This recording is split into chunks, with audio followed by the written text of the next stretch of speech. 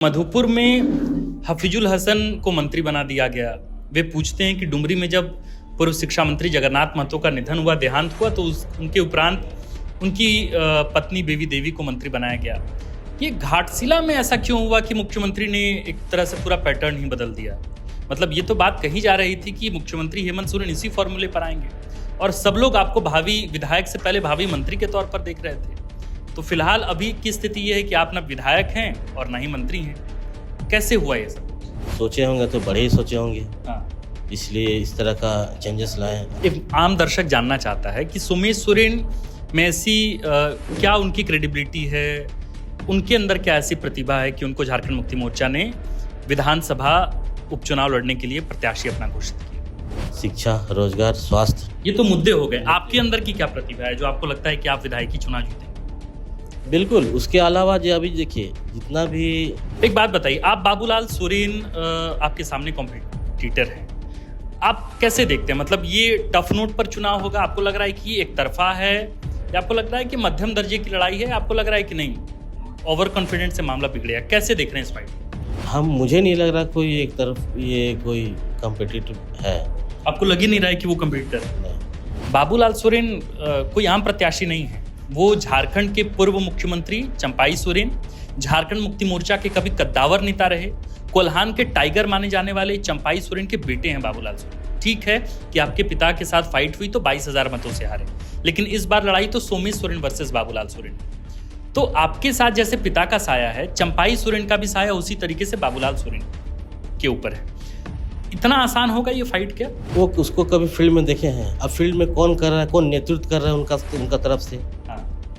आप कैसे कह दिए कि वो हमारे कॉम्पिटिटिव है बोल के? हाँ। ठीक है कि आपको चुनाव से पहले आपको मंत्री पद नहीं मिला, क्या कुछ इस तरीके का एक वादा दिया गया है या इस तरीके का ऑफर है आपको कि आप जब चुनाव जीत कर आएं तो आपको मंत्री पद ऑफर किया जाएगा? इस तरह का कुछ, या आपके पारिवारिक सदस्यों को इस तरह का कुछ ब्रीफिंग सीएम हाउस से कुछ मिला है? आलाकमान निर्णय लेगी, हाँ। जो भी देगी, हाँ। उसमें हम बखूबी निभाएंगे और कोशिश करेंगे कि जैसे बाबा किए हैं उससे भी बेहतर निभाने की कोशिश करेंगे। क्योंकि चुनावी रणनीतिकार कह रहे हैं कि आसान नहीं है सोमेश सोरेन के लिए, क्योंकि उनको भी राजनीतिक ककारा भी सीखना है। हमको पता है कि चंपाई सोरेन यहाँ हम इलेक्शन लड़ रहे हैं। नमस्कार, द फोर्थ पिलर देख रहे हैं आप। हमारा नाम आकाश आनंद है। इस वक्त झारखंड में एक नेता की चर्चा सबसे ज़्यादा है और उस एक नेता के किरदार के आसपास कई और किरदार बुने गए हैं।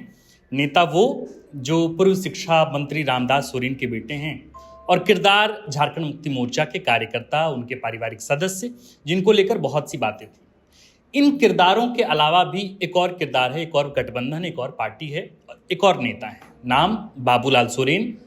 परिचय ये कि वे इस राज्य के पूर्व मुख्यमंत्री के बेटे हैं, चंपाई सोरेन के बेटे हैं। यानी कुल मिलाकर मामला यह है कि घाटशिला में जो उपचुनाव होने जा रहा है वो दो युवाओं के बीच उपचुनाव होने जा रहा है। यानी कि एक तरफ सोमेश सोरेन है और दूसरी तरफ बाबूलाल सोरेन।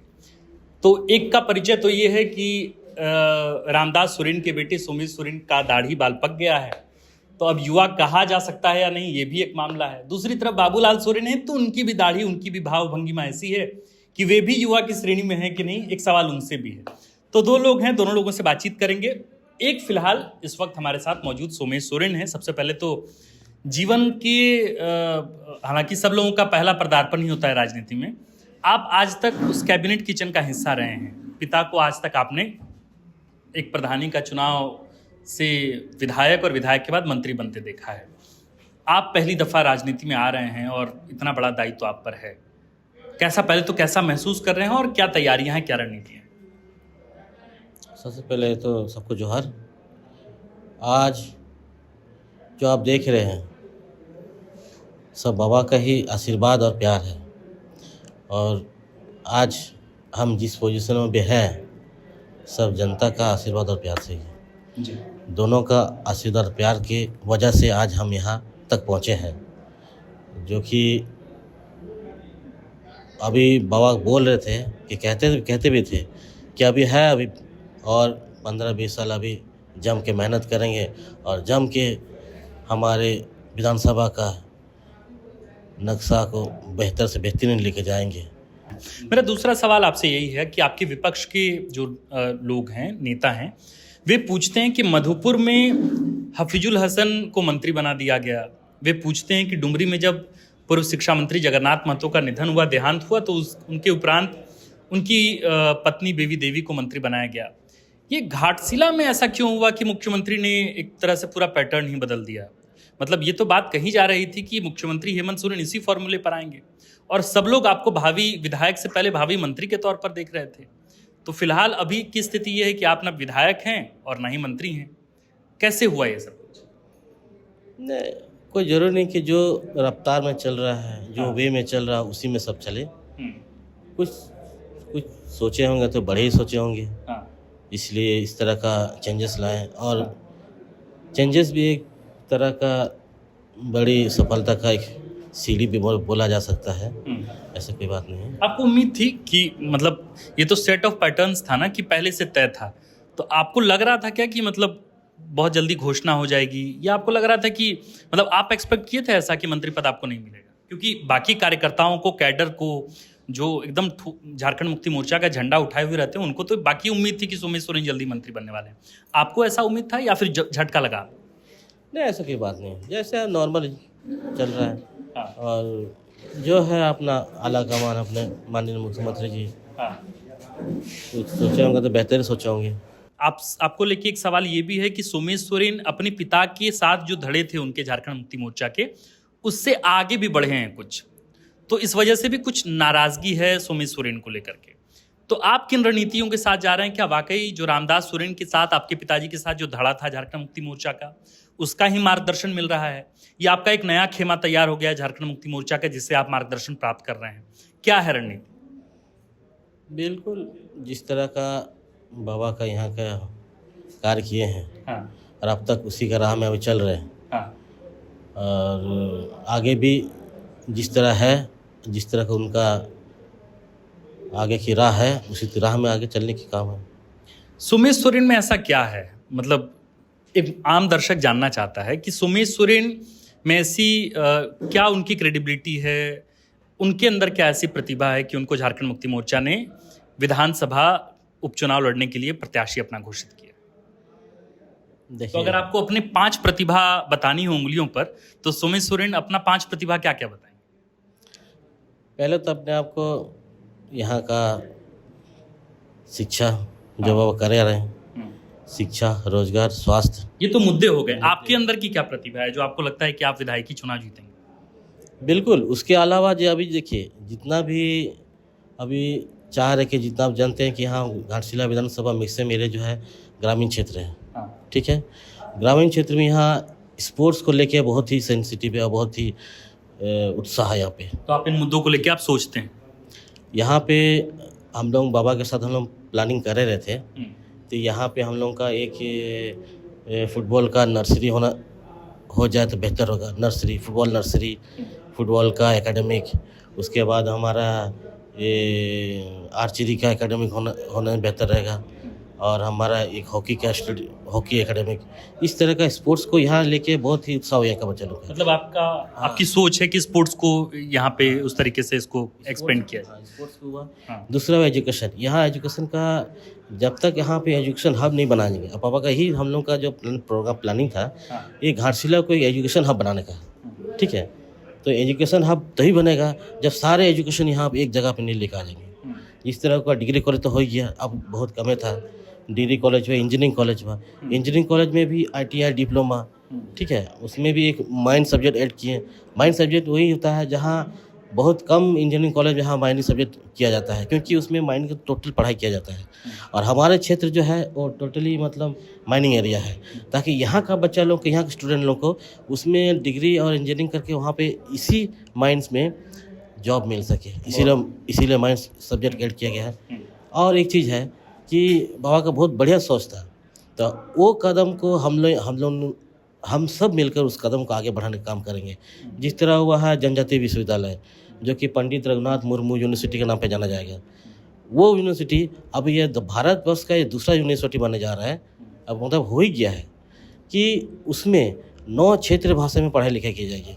ऐसा दूसरा यूनिवर्सिटी है, पहले तो आप जानते हैं कि MP में है, तो ये दूसरा ऐसा यूनिवर्सिटी है हमारा भी झारखंड में, और झारखंड का अभी घाटशिला विधानसभा का हैंडल जोड़ी में है। मतलब कुल मिला के 3 बातें हैं कि एक तो स्पोर्ट्स को लेके आप काम करेंगे, शिक्षा को लेके काम करेंगे और माइनिंग को लेके जो तमाम चीज़ें उसकी पढ़ाई लिखाई और तमाम चीज़ें। ठीक है, एक बात बताइए, आप बाबूलाल सोरेन आपके सामने कॉम्पिटिटर हैं, आप कैसे देखते हैं? मतलब ये टफ नोट पर चुनाव होगा, आपको लग रहा है कि एक तरफा है, या आपको लग रहा है कि मध्यम दर्जे की लड़ाई है, आपको लग रहा है कि नहीं ओवर कॉन्फिडेंस से मामला बिगड़ेगा? कैसे देख रहे हैं इस फाइट को? ये आप लोग तो बेहतर जान रहे होंगे, देख रहे होंगे हाँ क्या चीज़ है क्या नहीं है। हाँ और मुझे नहीं लग रहा कोई एक तरफ ये कोई कॉम्पिटिटिव है। आपको लग ही नहीं रहा है कि वो कम्पिटिटर? नहीं, क्योंकि इतना बाबा जो करके गए हैं, हाँ उसका आशीर्वाद और प्यार इतने जनते में भर भर के भी आ रहे हैं। हाँ वो समझ लीजिए कि वो अपना घर से, अपना द्वार से, घर द्वार छोड़ के यहाँ पे आप सपोर्ट करने आ रहे हैं। आप बिलीव नहीं कीजिएगा, कल हम यहाँ क्या नाम है, धनबाद बोकारो को यहाँ आके देखे कि तीन चार गाड़ी यहाँ आए हुए हैं। तो आके बोले अरे भाई हम आपका सपोर्ट करने आए। कहाँ से आए? नहीं, हम वहाँ से आए। तो अलग अलग हाँ, इलाके से भी लोग आपके अलग पास अलग इलाके से आ रहे हैं। क्यों नहीं, बाबा कुछ करके गए हैं, उनका हम कभी भूल नहीं सकते हैं। जो हम लोग के साथ जो करके, वो कभी भी पार्टी या जाति धर्म को कभी नहीं देखे हैं। ठीक बात। सुमेश जी, जैसे आप लगातार कह रहे हैं कि आपके पीठ पर जो है वो आपके पिता का साया है ना, उनका आशीर्वाद है, उतने सालों का संघर्ष है, सतत संघर्ष के, और उसके बाद समर्पण जो है वो सब कुछ है, लोगों का आशीर्वाद आपके साथ है।